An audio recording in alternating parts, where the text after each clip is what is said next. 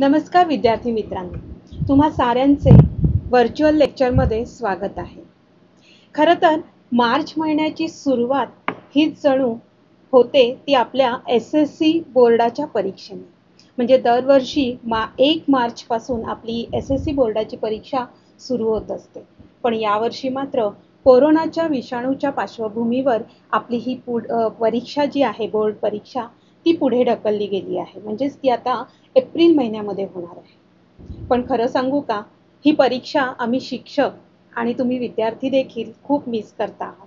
कारण दरवर्षी मार्च महिना म्हटला की सगळीकडे परीक्षेचं वातावरण तयार होत असतं। सगळीकडे अभ्यासाला म्हणजे जी मुलं वर्षभर दंगामस्ती करत असतात, अजिबात सिरियसली घेत नाहीत, गांभीर्य घेत नाहीत आणि ते सुद्धा फेब्रुवारीच्या दुसऱ्या ते तिसऱ्या आठवड्यापासून गंभीर होऊन एकाग्रतेने अभ्यासाला सुरुवात करतात। सगळीकडे परीक्षेचा माहोल तयार होत असतो आणि अशा या अभ्यासमय वातावरणामध्ये 1 मार्चला आपली बोर्डाची परीक्षा दरवर्षी सुरू होत असते। सगळीकडे थोडंसं तणावाचंही वातावरण असतं। म्हणजे आपले नातेवाईक, आई वडील, शेजारी पाजारी, मित्रमैत्रिणी सगळेच जण वर्षभर आपल्याला सांगत असतात की अरे तू 10वीला आहेस, अभ्यास कर, बोर्डाची परीक्षा तू देणार आहेस। म्हणजे बोर्डाची परीक्षा असं सांगून अगदी आपल्याला सगळ्यांनी अगदी बोर्डाची परीक्षा म्हणजे खूप काहीतरी कठीण संकट आपल्या समोर आहे अशी एक परिस्थिती निर्माण केलेली असते आणि आपणही थोडेसे घाबरलेलो असतो। त्यातही आपलाच मराठीचा पहिलाच पेपर असतो। थोडंसं टेन्शन आलेलं असतं। आपला अभ्यास तर झालेला असतो, पण तरी सुद्धा कुठेतरी एक हुरहुर मनात असते की मला सगळं आठवेल ना, मला व्यवस्थित पेपर लिहिता येईल ना। शिवाय तुम्हा मुलांप्रमाणेच आम्हा शिक्षकांनाही थोडंसं का होईना पण थोडासा तणाव आलेला असतो की आपल्या शाळेतले विद्यार्थी व्यवस्थित सेंटरवर पोहोचतील का, व्यवस्थित पेपर लिहितील का, याचं थोडंसं आम्हालाही थोडंसं का होईना पण टेन्शन आलेलं असतं। पण पहिला पेपर एकदा का सोडवलात तुम्ही व्यवस्थित की मग मात्र हे टेन्शन पूर्णपणे दूर होतं आणि मग बोर्डाची परीक्षा खऱ्या अर्थाने तुम्ही बिनधास्तपणे त्या परीक्षेला सामोरे जात असता। पण सुरुवातीला मात्र खूपच टेन्शन आलेलं असतं। शिवाय तिथे जे सेंटरवर जी सगळी व्यवस्था असते ती व्यवस्था अतिशय चोख आणि कडक असते। पोलीस समोरच गेटवर असतात। हे सगळं वातावरण पाहिल्यानंतर आणखीन थोडीशी धडधड वाढते। पण जेव्हा बेल वाजते आणि पेपर सुरू होतो आणि हळूहळू आपण छानपैकी तो पेपर लिहायला सुरुवात करतो आणि पेपर जेव्हा 3 तासानंतर संपतो त्यावेळेला ही थोडीशी भीती आपली कमी होते आणि मग पुढचे पेपर आपण बिनधास्तपणे सोडवायला तयार राहतो। पण विद्यार्थी मित्रांनो, अजिबात कसलंही टेन्शन घेऊ नका आणि छान अभ्यास करा आणि छान परीक्षा द्या। आणि आज आपण त्या निमित्तानेच म्हणजे मार्च महिन्याला सुरुवात झालेली आहे, परीक्षा जरी पुढे ढकलली गेली असली तरी आज आपण मराठी विषयाची कृतीपत्रिका आराखडा आपण पाहणार आहोत। हा आराखडा जर तुम्ही नीट समजावून घेतलात आणि दिलेल्या वेळेचं व्यवस्थित नियोजन केलं की 3 तासामध्ये आपण कोणत्या प्रश्नाला किती वेळ द्यायचा, हे व्यवस्थित वेळेचं जर नियोजन केलं, कृतीपत्रिका आराखडा जर व्यवस्थित समजून घेतला तर तुमची ही भीती काही प्रमाणात निश्चितच कमी होईल आणि तुम्ही पहिला पेपरही तितकाच बिनधास्तपणे सोडवू शकाल याची मला खात्री आहे। चला तर मग आज आपण पाहूया तुमच्या मराठी कुमार भारतीच्या मराठी पेपरचा म्हणजेच मराठी कृतीपत्रिका आराखडा। आता आपण नवीन अभ्यासक्रमानुसार प्रश्नपत्रिका असं न म्हणता कृतीपत्रिका असं म्हटलं जातं। म्हणजे कारण तुम्हाला प्रत्येक विभागामध्ये त्या धड्यांवर किंवा त्या कवितेवर कृती दिली जाते आणि ती कृती तुम्ही सोडवता। प्रश्न दिला जात नाही तर कृती दिली जाते। तर म्हणताना आपण प्रश्नपत्रिका न म्हणता कृतीपत्रिका असं म्हणायचं। तर हीच कृतीपत्रिका जी तुम्हाला 80 गुणांची आहे लेखी स्वरूपामध्ये, तर ही 80 गुणांची लेखी स्वरूपातली कृतीपत्रिकेचा आराखडा कसा आहे बोर्डाचा तो आज आपण समजावून घेऊ आणि तो जर व्यवस्थित समजून घेतला की मग मात्र परीक्षेला सामोरं जाताना जरा सुद्धा तुम्हाला तणाव किंवा टेन्शन येणार नाही, भीती वाटणार नाही. चला तर मग आपण सुरुवात करूया कृतीपत्रिका आराखडा समजून घेण्यासाठी. तर या ठिकाणी आधी आपण विषय प्रस्तावना, त्यानंतर मूल्यमापन योजना म्हणजे कसे गुण दिले जात आहेत, त्यानंतर कृतीपत्रिका आराखडा आणि घटकनिहाय गुणविभागणी कशी केलेली आहे. तर अशा छोट्या छोट्या पायऱ्यांनी आपण ही कृतीपत्रिका आराखडा समजून घेऊया. बघा, तुमचा मराठी लेखी पेपर जो आहे तो असणार आहे 80 गुणांचा आणि अंतर्गत गुण म्हणजेच तोंडी परीक्षा त्यामध्ये असणार आहे. तर हे अंतर्गत गुण जे आहेत ते आहेत 20 आणि असं एकंदरीत मिळून तुमच्या मराठीचं 100 गुण होणार आहे. तर अशा पद्धतीने मराठीचा लेखी पेपर 80 गुणांचा आणि अंतर्गत गुण 20 असं मिळून मराठीचे 100 गुण तुम्हाला बोर्डाकडून दिलेले आहेत.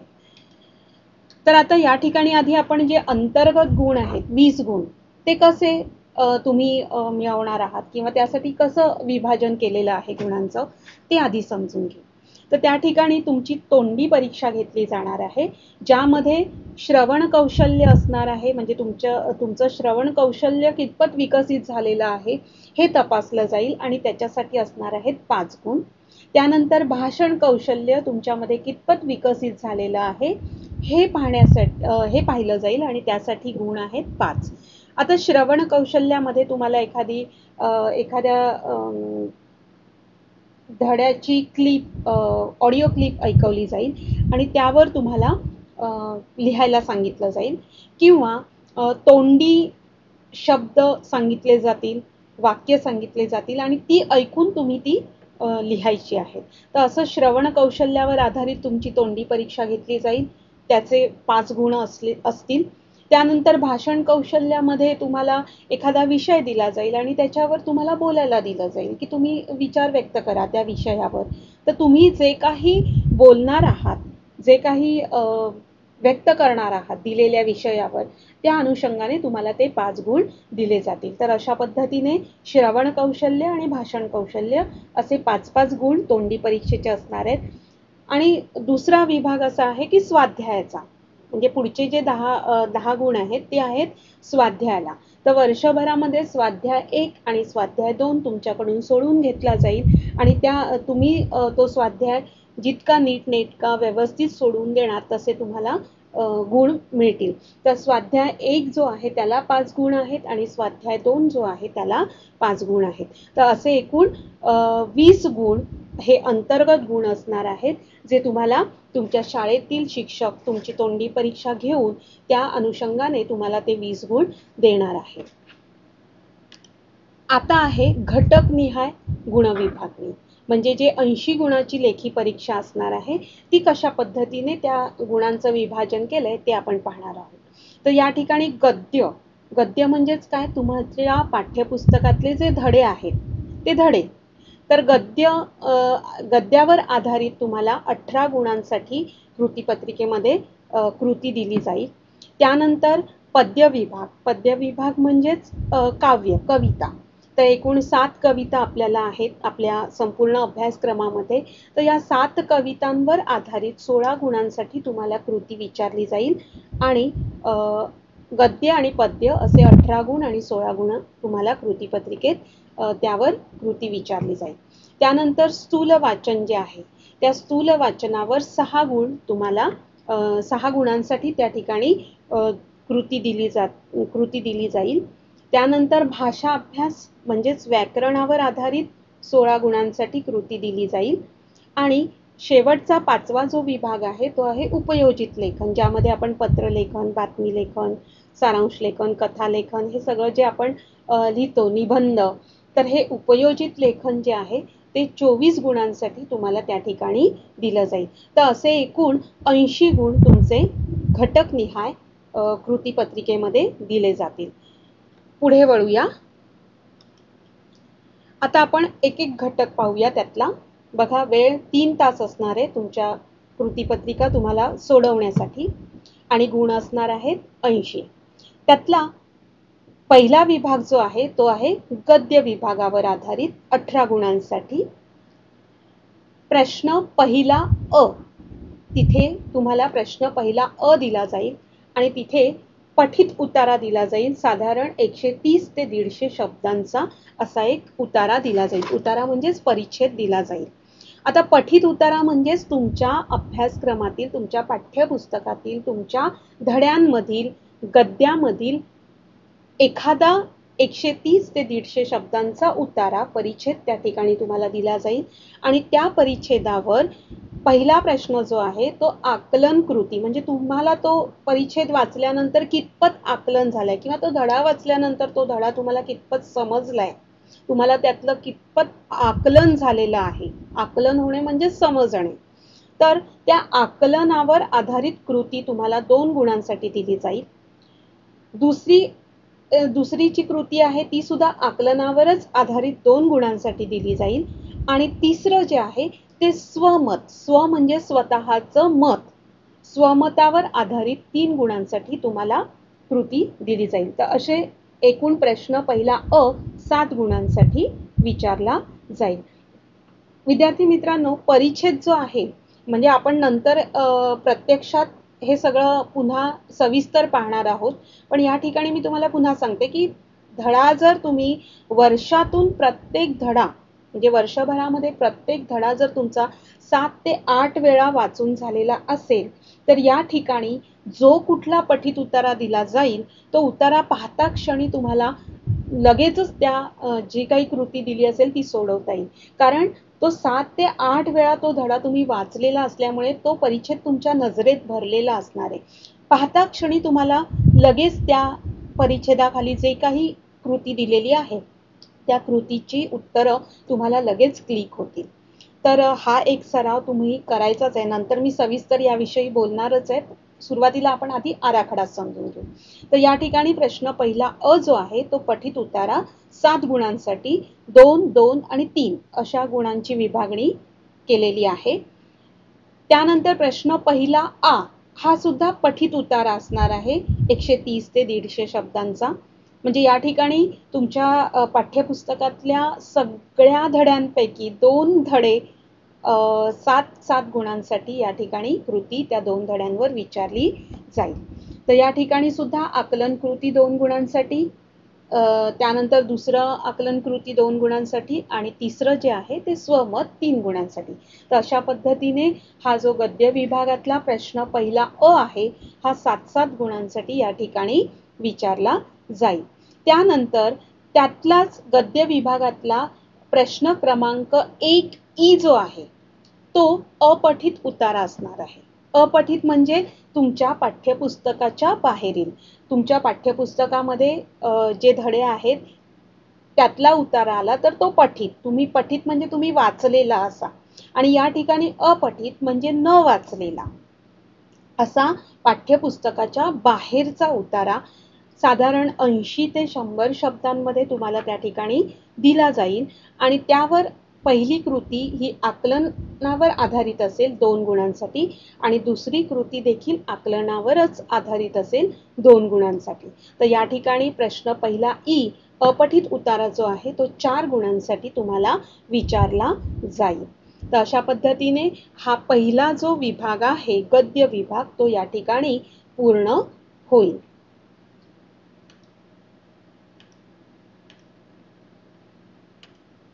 आता दुसरा विभागाकडे आपण वळूया, पद्य विभाग. पद्य म्हणजेच काव्य, कविता. आणि या पद्य विभाग हा एकूण 16 गुणांचा या ठिकाणी तुम्हाला विचारला जाईल. प्रश्न क्रमांक 2 अ. आता बघा प्रश्न पहिला अ, आ आणि ई हा संपलेला आहे. त्यानंतर आता तुम्हाला दुसऱ्या विभागामध्ये प्रश्न दुसरा अ सुरू झालेला आहे. आणि विद्यार्थी मित्रांनो, प्रत्येक प्रश्नाची सुरुवात ही नवीन पानावरच करायची. म्हणजे त्यातले जे उपप्रश्न आहेत अ, आ आणि ई हे एकाखाली एक सोडवा. पण जिथे तुमचा पहिला प्रश्न पूर्ण संपतो तिथे ते पान सोडून प्रश्न दुसरा हा नवीन पानावरच लिहायला सुरुवात करायचा आहे. म्हणजे प्रत्येक नव्या प्रश्नाची सुरुवात ही नवीन पानावरच करायची आहे. तर या ठिकाणी प्रश्न दुसरा अ हा पठित पद्य. पठित म्हणजेच तुमच्या पाठ्यपुस्तकातली तुम्ही वाचलेली, तुम्हाला अभ्यासाला असलेली कविता. ते पठित पद्य. तर त्या पठित पद्य तुम्हाला त्या ठिकाणी दिलं जाईल आणि त्यावर पहिली कृती ही आकलनावर आधारित असेल 2 गुणांसाठी. दुसरी कृती देखील आकलनावरच आधारित असेल 2 गुणांसाठी. तिसरी कृती जी आहे ती कवितेतील दिलेल्या कोणत्याही 2 ओळींचा सरळ अर्थ लिहायला सांगितला जाईल. म्हणजे तिथे तुम्हाला कविता दिलेली असते समोर, जसं पठित उतारा दिला जातो, समोर परिच्छेद दिला जातो, तसा या ठिकाणी दुसऱ्या विभागामध्ये तुमच्याच पाठ्यपुस्तकातली एखादी कविता समोर पूर्ण दिली जाईल कृतीपत्रिकेमध्ये आणि त्या कवितेतल्या कोणत्याही 2 ओळींचा अर्थ तुम्हाला या ठिकाणी तिसऱ्या कृतीमध्ये लिहायचा आहे. त्याला गुण आहेत 2. आणि चौथं जे आहे ते काव्य सौंदर्य 2 गुणांसाठी. म्हणजे तुम्हाला जी कविता दिलेली असेल त्या कवितेचं जे काही काव्य सौंदर्य आहे, अर्थात त्यातलं जे काही आशय आहे, जे सौंदर्य आहे, ते सौंदर्य, काव्यातलं सौंदर्य, कवितेतलं सौंदर्य तुम्हाला त्या ठिकाणी लिहायचं आहे. तर अशा पद्धतीने पठित पद्यावर आधारित 8 गुणांसाठी तुम्हाला कृती विचारली जाईल. तर या ठिकाणी प्रश्न दुसरा अ झाला. आता प्रश्न दुसरा आ पाहूया. प्रश्न दुसरा आ हा सुद्धा कवितेवरच आधारित कृती दिली जाईल 4 गुणांसाठी. आता पहिली जी कविता दिली जाईल म्हणजे प्रश्न दुसरा अ मध्ये जी कविता दिली जाईल ती कविता सोडून, म्हणजे एकूण 7 कविता आहेत आपल्या पाठ्यपुस्तकामध्ये, त्या 7 पैकी एक कविता तुम्हाला प्रश्न क्रमांक 2 अ मध्ये दिली जाईल आणि उरलेल्या ज्या 6 कविता आहेत त्या 6 कवितेंमधल्या 2 कविता तुम्हाला या ठिकाणी प्रश्न क्रमांक 2 आ मध्ये दिल्या जातील. म्हणजेच पाठ्यपुस्तकातील कोणत्याही 2 कवितेंची फक्त नावं दिली जातील आणि त्यावर आधारित तुम्हाला कृती विचारली जाईल. म्हणजे बघा 7 कवितेंमधली पहिली कविता प्रश्न क्रमांक 2 अ मध्ये गेली आणि उरलेल्या 6 मधल्या कोणत्याही 2 कवितेंची फक्त नावं या ठिकाणी तुम्हाला दिली जातील. उदाहरणार्थ उत्तम लक्षण हे संत काव्य दिलं गेलं आणि दुसरं आश्वासक चित्र. समजा ह्या 2 ज्या कविता आहेत या 2 कवितेंची फक्त नावं दिली जातील, उत्तम लक्षण आणि आश्वासक चित्र. अशी 2 नावं दिल्यानंतर त्यापैकी कुठल्याही एका कवितेवर तुम्हाला कृती लिहायची आहे. मग आता ती कृती कशा पद्धतीने दिली जाईल 4 गुणांसाठी? तर बघा, प्रस्तुत कवितेचे कवी किंवा कवयित्री कोण आहे ते तुम्हाला लिहायचं आहे. आता या ठिकाणी तुम्हाला 2 कवितांची फक्त नावं दिली जातील, पण त्यातली तुम्हाला एकच कविता लिहिण्यासाठी वापरायची आहे. मग समजा उत्तम लक्षण तुम्हाला नाही येत आहे, पण आश्वासक चित्र ही कविता तुम्हाला माहिती आहे. मग त्या कवितेचे कवी कोण आहेत किंवा कवयित्री कोण आहेत ते तुम्हाला त्या ठिकाणी विचारलं जाईल. किंवा प्रस्तुत कवितेचा विषय काय आहे, म्हणजे समजा आश्वासक चित्र ही कविता तुम्ही घेतली या प्रश्नासाठी, तर त्या ठिकाणी त्या कवितेचा विषय काय आहे. प्रस्तुत कवितेतील शब्दांचे अर्थ लिहा, म्हणजे त्या कवितेमध्ये जे काही शब्द आलेले असतील, कठीण शब्द, त्या शब्दांचे त्या ठिकाणी शब्द दिले जातील आणि त्यातले शब्दांचे अर्थ तुम्हाला लिहायला सांगितले जातील. किंवा त्या कवितेतून मिळणारा संदेश लिहा. त्या कवितेतून कोणता संदेश वाचकांपर्यंत पोहोचतोय तो संदेश तुम्हाला विचारला जाईल. त्यानंतर कवितेची भाषिक वैशिष्ट्ये विचारली जातील किंवा कवितेतून व्यक्त होणारा विचार कोणता आहे तो तुम्हाला लिहायला सांगितला जाईल. त्यानंतर कवितेतील दिलेल्या ओळींचा सरळ अर्थ लिहा असंही त्या ठिकाणी विचारलं जाईल. आणि प्रस्तुत कविता तुम्हाला आवडली असेल तर आवडल्याची कारणं, म्हणजे ती कविता तुम्हाला का आवडली, आणि जर नसेल आवडली तर न आवडण्याचं कारण लिहा. तर अशा पद्धतीचे कृती त्या ठिकाणी दिली जाईल. पण या सगळ्यांपैकी म्हणजे यापैकी कोणत्याही 4 गुणांच्याच कृती तुम्हाला अशा पद्धतीने विचारल्या जातील. मग कधीतरी 1-1 गुणांच्या 2 कृती आणि 2 गुणांची 1 कृती अशा 3च कृती त्या ठिकाणी विचारल्या जातील किंवा 2-2 गुणांसाठी 2 कृती त्या ठिकाणी तुम्हाला विचारल्या जातील. तर हे नमुना दाखल हे काही कृती आपण इथे पाहिलेल्या आहेत. ह्या सगळ्याच कृती येणार नाहीत, याच्यापैकी कोणत्याही 2 कृती किंवा 3 कृती 4 गुणांसाठी विचारल्या जातील. म्हणजेच आपण जेव्हा कवितेचा अभ्यास करणार आहोत त्यावेळेला प्रत्येक कवितेचं कवी कोण आहे, त्या कवितेचा विषय काय आहे, आशय काय आहे, भाषा सौंदर्य काय आहे, त्या कवितेमधून कोणता संदेश किंवा कोणते विचार व्यक्त होत आहेत, हा सगळा अभ्यास आपल्याला त्या कवितेचा करायचा आहे. तसंच ती कविता तुम्हाला जर आवडली असेल तर त्यातल्या का आवडली त्यामागचं कारण तुम्हाला सांगता आलं पाहिजे. किंवा एखादी कविता जर आवडली नसेल तर का नाही आवडली, त्यातल्या कोणत्या गोष्टी तुम्हाला खटकल्या, काय कोणती रचना तुम्हाला खटकली, हे त्यामागचं कारण तुम्हाला सांगता आलं पाहिजे. तर अशा पद्धतीने कवितेचा अभ्यास आपल्याला वर्षभरामध्ये करायचा आहे. पुढे प्रश्न दुसरा ई जो आहे तो खाली दिलेल्या काव्यपंक्तींचे रसग्रहण करणे हे 4 गुणांसाठी दिलं जाईल. मग पाठ्यपुस्तकातील कोणत्याही एका कवितेतील रसग्रहणास अनुकूल अशा 2 किंवा 4 ओळी तुम्हाला कृतीपत्रिकेत दिल्या जातील आणि त्या 4 ओळींचं किंवा त्या 2 ओळींचं रसग्रहण तुम्हाला त्या ठिकाणी करायचं आहे. आता बघा, प्रश्न क्रमांक 2 मध्ये एक कविता दिली जाईल. त्यानंतर प्रश्न क्रमांक 2 मध्ये उरलेल्या म्हणजे ती पहिली कविता सोडून उरलेल्या 6 कवितेंमधून 2 कविता तुम्हाला या ठिकाणी विचारल्या जातील आणि प्रश्न क्रमांक 2 मध्ये उरलेल्या ज्या म्हणजे वरच्या 3 कविता सोडून उरलेल्या ज्या 4 कविता आहेत त्या 4 कवितेतल्या कोणत्याही एका कवितेच्या 4 ओळी किंवा 2 ओळी त्या ठिकाणी दिल्या जातील. तर अशा पद्धतीने हा पद्य विभाग जो आहे दुसरा, हा पद्य विभाग एकूण 16 गुणांसाठी तुम्हाला कृतीपत्रिकेमध्ये विचारला जाईल. कवितेचं नीट समजून घ्या. 7 कविता आहेत, त्यातली एक कविता तुम्हाला प्रश्न क्रमांक 2 मध्ये विचारली जाईल. ती एक कविता सोडून उरलेल्या 6 कवितेंपैकी 2 कविता तुम्हाला प्रश्न क्रमांक 2 मध्ये विचारल्या जातील आणि या 3 कविता सोडून उरलेल्या ज्या 4 कविता आहेत त्या 4 कविता तुम्हाला प्रश्न क्रमांक मध्ये विचारल्या जातील. म्हणजे 4 कवितेंपैकी कोणतीही एखादी कविता रसग्रहणासाठी विचारली जाईल. त्याच्यामुळे तुम्हाला या 7ही कवितेंचा छान अभ्यास करायचा आहे. पुढे वळूया विभाग तिसरा. आता विभाग तिसरा हा स्थूल वाचनासाठी असेल, जो एकूण गुण 6 असणार आहेत. म्हणजे प्रश्न तिसरा हा खालीलपैकी कोणत्याही 2 कृती सोडवा.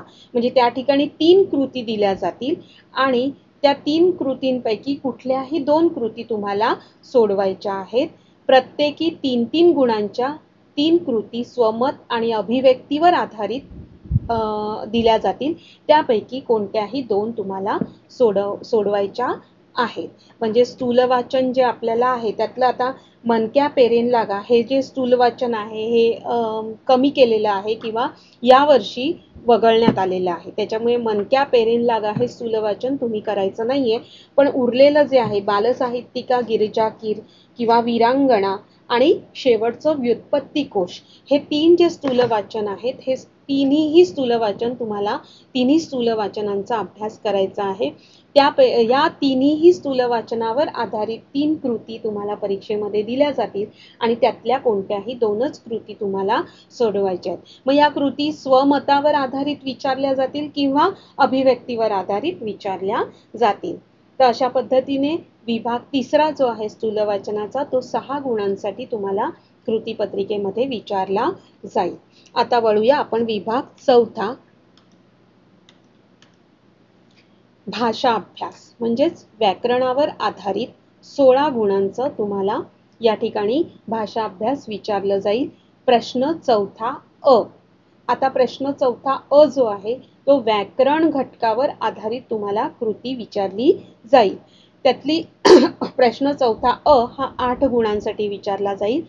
त्याच्यामध्ये पहिली कृती असणार आहे ती समासावर आधारित असणार आहे 2 गुणांसाठी. समासामध्ये आपल्याला द्विगु समास आहे, कर्मधारय समास आहे आणि द्वंद्व समास आहे आणि पुन्हा द्वंद्व समासाचे उपप्रकार आहे.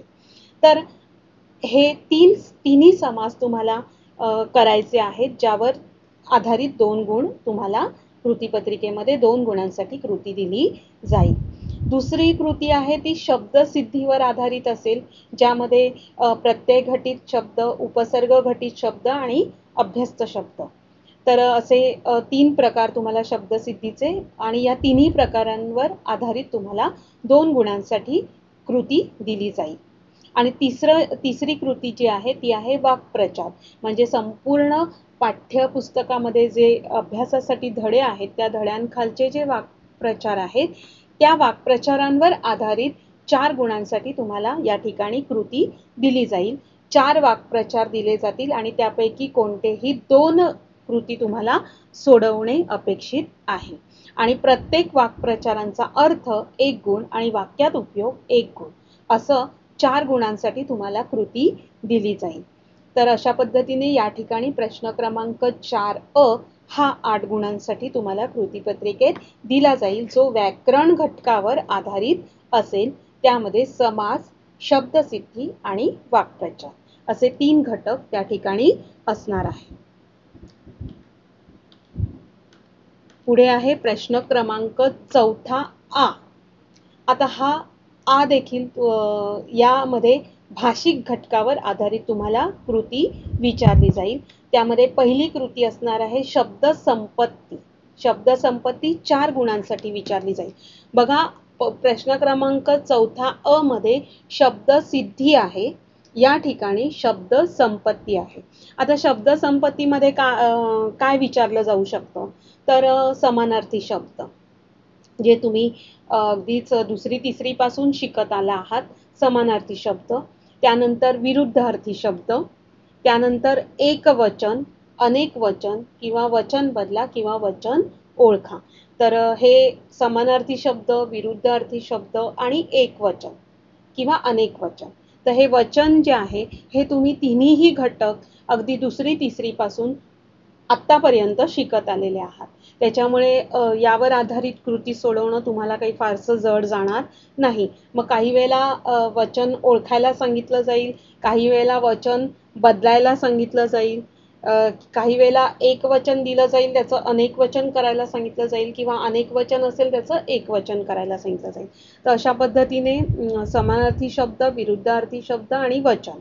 त्यानंतर शब्दसमूहाबद्दल एक शब्द लिहिणं, म्हणजे शब्दांचा समूह दिला जाईल आणि त्या शब्दांच्या समूहाला अनुसरून तुम्हाला एकच शब्द लिहायला सांगितला जाईल. हे सुद्धा तुम्ही 5वी 6वी पासून शिकत आलेला आहात. त्याच्यामुळे हे सुद्धा तुमच्यासाठी काही खूप कठीण नाही आहे. त्यानंतर शब्दातील अक्षरांपासून अर्थपूर्ण शब्द तयार करा. ही कृती सुद्धा अतिशय सोपी आहे.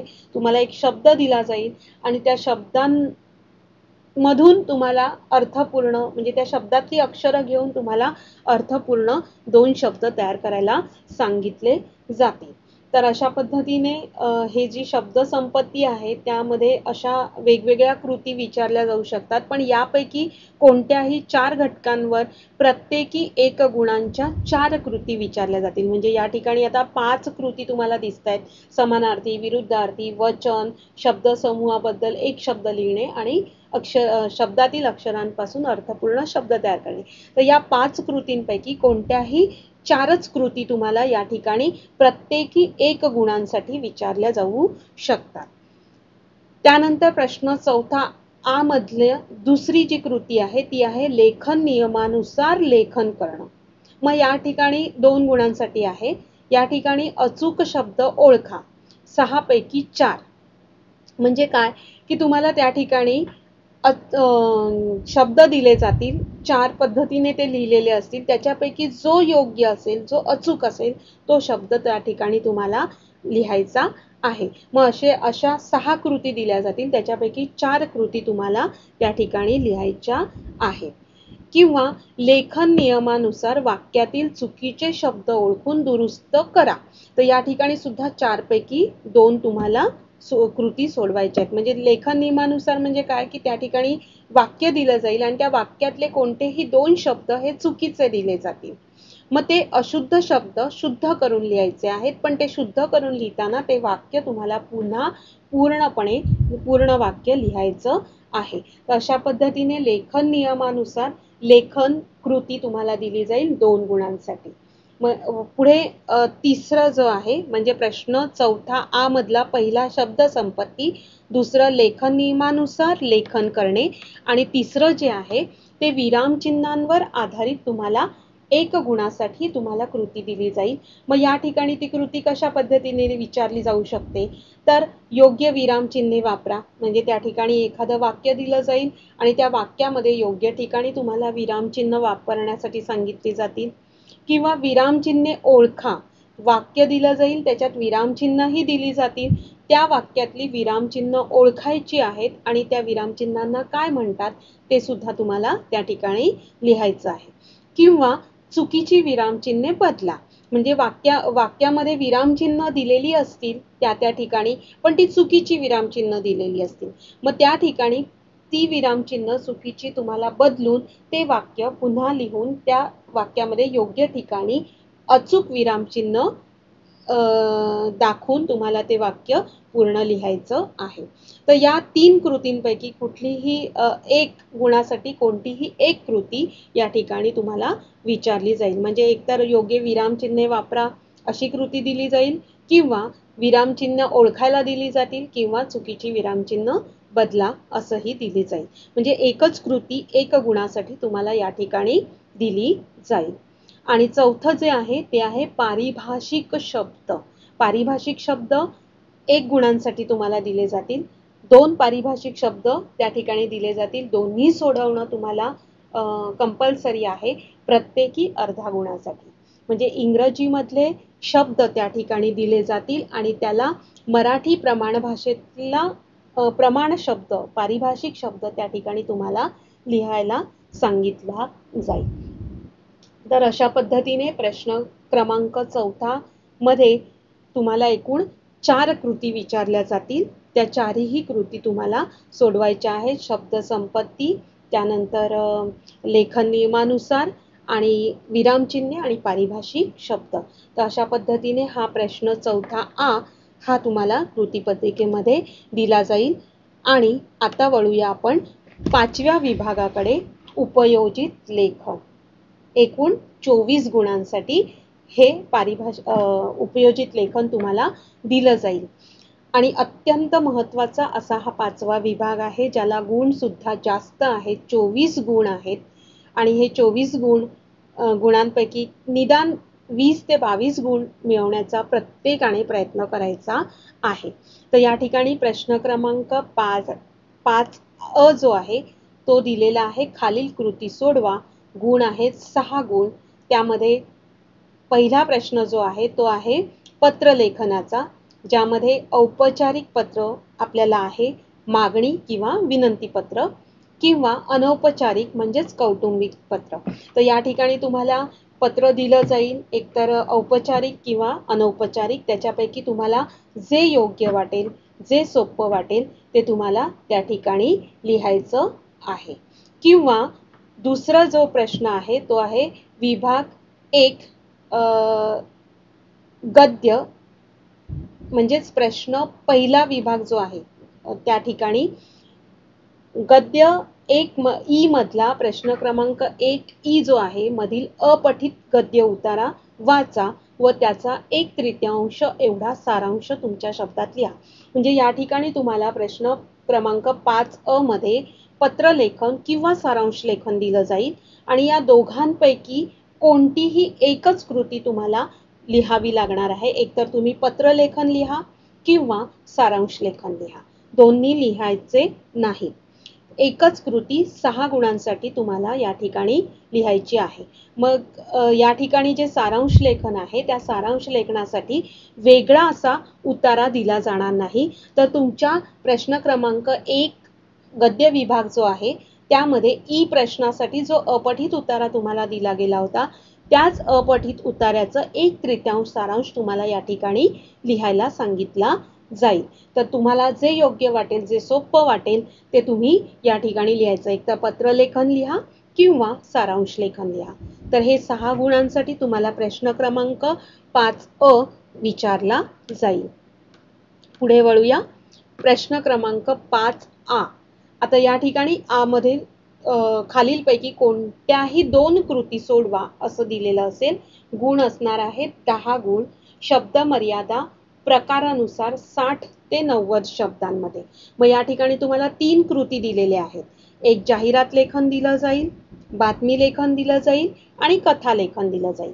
पण या तिन्ही कृतींपैकी कोणत्याही 2च कृती तुम्हाला सोडवायच्या आहेत 5-5 गुणांसाठी. मग जाहिरात लेखन जर सोपं असेल तर तुम्ही ते जाहिरात लेखन सोडवा आणि कथा लेखन सोपं वाटत असेल तर कथा लेखन त्या ठिकाणी करा. मला वाटतं बातमी लेखनापेक्षा जाहिरात लेखन आणि कथा लेखन नेहमी सोपंच जातं तुम्हा मुलांना. तर शेवटी निर्णय तुमचा आहे. तुम्हाला जे सोपं वाटेल त्या कोणत्याही 2 कृती तुम्ही त्या ठिकाणी सोडवायच्या आहेत आणि शब्द मर्यादा दिलेली आहे 60 ते 90 शब्दांमध्ये तुम्हाला ती कृती सोडवायची आहे. तर प्रश्न क्रमांक 5A 10 गुणांसाठी. त्यानंतर प्रश्न क्रमांक 5E हा 8 गुणांसाठी दिला जाईल. त्या ठिकाणी सुद्धा तुम्हाला 3 कृती दिल्या जातील. त्या 3 कृतींपैकी कोणतीही एकच कृती तुम्हाला 8 गुणांसाठी लिहायची आहे. शब्द मर्यादा प्रकारानुसार 100 ते 120 शब्दांमध्ये तुम्हाला पूर्ण करायचं आहे. मग या ठिकाणी प्रसंग लेखन दिलं जाईल, आत्मकथन दिलं जाईल किंवा वैचारिक. म्हणजे हे जे निबंध आहेत ते प्रसंग लेखनावर आधारित निबंध विचारला जाईल, आत्मकथनात्मक निबंध विचारला जाईल किंवा वैचारिक निबंध विचारला जाईल. आणि या तिन्ही प्रकारांपैकी जो सोपा प्रकार आहे तो एकच कृती तुम्हाला या ठिकाणी सोडवायची. आणि मला वाटतं आत्मकथन हे सगळ्यांना सोपं वाटतं, तर शक्यतो आत्मकथनात्मक निबंध लिहिण्याचा प्रयत्न करा, म्हणजे भरभरून मार्क्स मिळतील. तर अशा पद्धतीने आपण हा कृतीपत्रिकेचा आराखडा पाहिलेला आहे. एकूण 5 विभाग असणार आहेत 80 गुणांसाठी आणि घटकनिहाय गुण आता आपण पाहिलेले आहेत. तेव्हा निश्चितच हा कृती आराखडा जर तुम्ही नीट समजावून घेतला असेल तर थोडीशी भीती तुमची या विषयाची कमी झालेली असेल. आता तुम्हाला हे जे मी कृतीपत्रिका आराखडा दिलेला आहे त्याचं वेळेचं नियोजन कसं करायचं आहे ते थोडक्यात सांगते.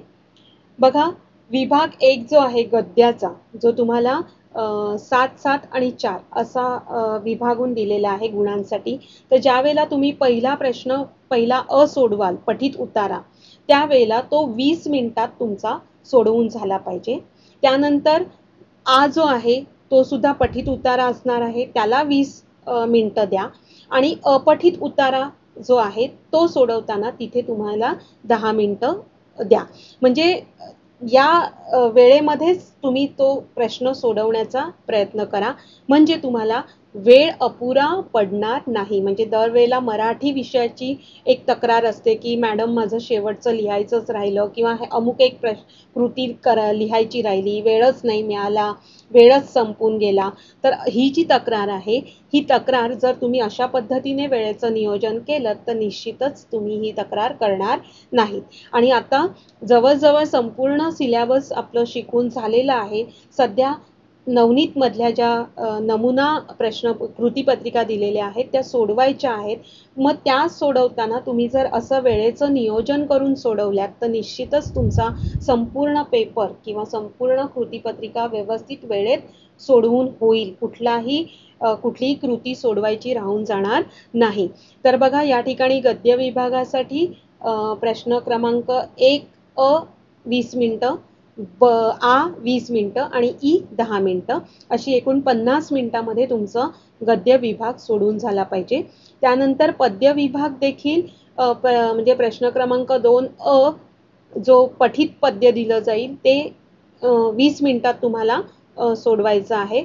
त्यानंतर आ जे आहे ते 6 मिनिटामध्ये सोडवायचं आहे आणि रसग्रहण जे 4 गुणांसाठी आहे ते 10 मिनिटामध्ये तुम्हाला सोडवायचं आहे. तर अशा पद्धतीने 36 मिनिटांमध्ये तुमचा विभाग दुसरा जो आहे तो सोडवून झाला पाहिजे. त्यानंतर विभाग तिसरा जो आहे स्थूल वाचनाचा, जो 6 गुणांसाठी आहे, त्याच्यासाठी 12 मिनिटांचं नियोजन केलेलं आहे. त्या 12 मिनिटांमध्ये तुम्ही ते जे 6 गुणांच्या 2 कृती तुम्हाला सोडवायच्या आहेत त्या पूर्ण करायच्या आहेत. त्यानंतर चौथा विभाग जो व्याकरणावर किंवा भाषा अभ्यासावर आधारित आहे, तो सुद्धा भाषा अभ्यास प्रश्न क्रमांक 4 अ हा 8 गुणांसाठी आहे, त्याला 10 मिनिटं द्या. आणि प्रश्न क्रमांक आ हा भाषिक घटकावर आधारित 8 गुणांसाठी आहे, त्याला 10 मिनिटं द्या. म्हणजे 20 मिनिटांमध्ये तुमचा हा 4था विभाग जो आहे व्याकरणाचा हा सोडवून झालाच पाहिजे. आणि राहिला शेवटचा 5वा विभाग. त्या 5व्या विभागामध्ये पत्रलेखन किंवा सारांश लेखन, जे तुम्हाला 6 गुणांसाठी एकच कृती लिहायची आहे, ती 15 मिनिटांमध्ये तुमचं ते पत्रलेखन किंवा सारांश लेखन झालं पाहिजे. तर 15 मिनिटं त्या घटकासाठी द्या. त्यानंतर जाहिरात लेखन, कथा लेखन किंवा बातमी लेखन, हे जे प्रश्न क्रमांक 5वा आ आहे 10 गुणांसाठी, त्याला 20 मिनिटं द्या. आणि 20 मिनिटामध्ये तुम्हाला जाहिरात लेखन आणि कथा लेखन किंवा कुठल्याही 2 कृती तुम्हाला सोडवायच्या आहेत 5-5 गुणांच्या. तर 20 मिनिटं त्या ठिकाणी द्या. आणि शेवटचा जो निबंधाचा घटक आहे, प्रसंग लेखन, आत्मकथन किंवा वैचारिक, कुठलाही एकच निबंध तुम्हाला लिहायचा आहे 8 गुणांसाठी, त्याच्यासाठी 20 मिनिटं द्या. तर असं एकूण 55 मिनिटं जी आहेत ती 5व्या विभागासाठी द्या.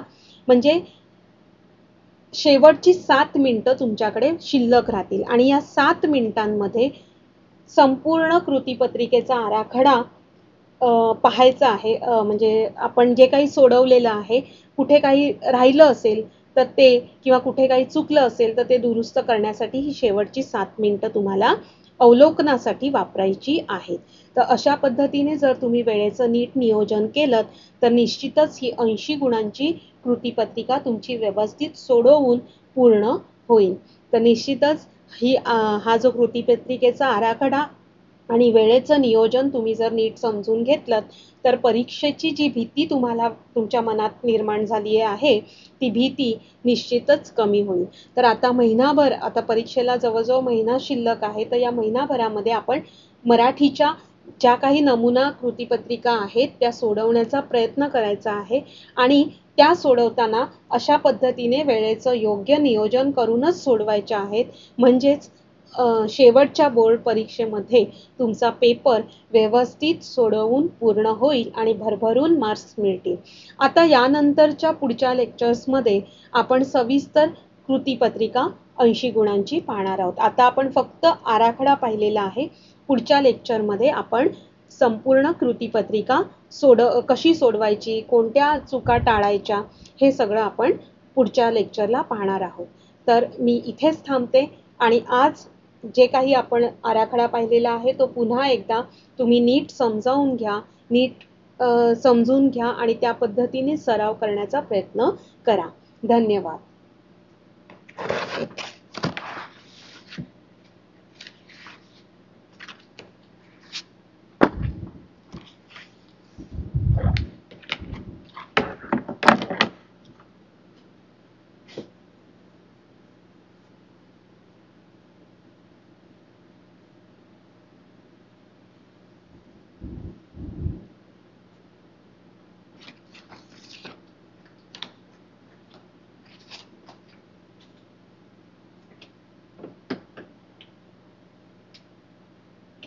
Martin,